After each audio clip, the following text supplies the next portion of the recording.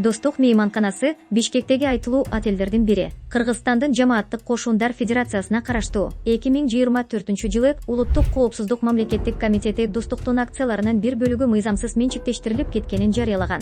Бул жол менен 300 миллион сомго бааланган акцияларды УКМК 2024-жылы мамлекеттин карамагына кайтарган. Акциялар президенттин иш башкармалыгына тийген. 2024-жылы декабрда Достуктун негизги каражатынын жана мүлкүнүн 20%га жакыны ФРЗ Холдинг деп аталган менчик компанияга бекереле берилген. Расмий себеби инвестициялык макулдашуунун алкагында деп айтылган. 2025-жылы апрелде мейманкана толук түрдө ушул эле компанияга 25 жылга ижарага берилген. Бул имараттын ичинде болсо Кристалл казиносу иштеп жаткан. Башкача айтканда, күч органдары мамлекетке кайтарган объект бир жылдан кийин кайра эле казиного катыштыгы бар жеке тарапка узак мөөнөткө берилип кеткен. Андан соң бул окуяда түркиялык ишкер пайда болгон. 2025-жылы июлда ФРЗ Холдингдин кожоюну түркиялык ишкер Тан Холдинг компаниясынын ээси Тан Сипахи болуп калган. Анын бир тууганы Недимжан Сипахи болсо Достуктун имаратында орун алган Кристалл казиносунда үлүшкө ээ болгон. Бир тууган Сипахилердин үчүнчүсү Сипахи Угур Толгахан Гейдижи лотерея компаниясынын тең кожоюну болуп чыккан. Булардын атасы Хусейн Афни Сипахи Стамбулдун муниципалдык кеңешинин мурдагы мүчөсү.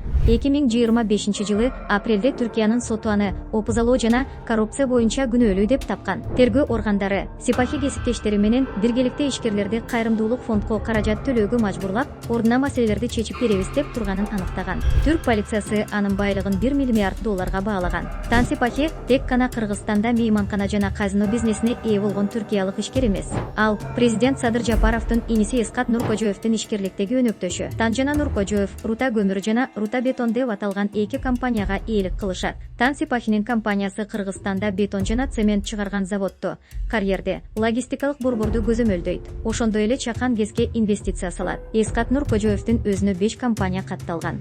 Ачык бюджеттин маалыматына таянсак, алардын ичинен Саруу кирпич деген ишкана гана иштейт. Аны Тилек Кылычбеков аттуу жаран башкарат. Кылычбеков Рустам Жапаровдун бажасы болушу мүмкүн. Кезегинде ал салык кызматынан жумушка орношууда жалган маалымат бергени үчүн бошотулган.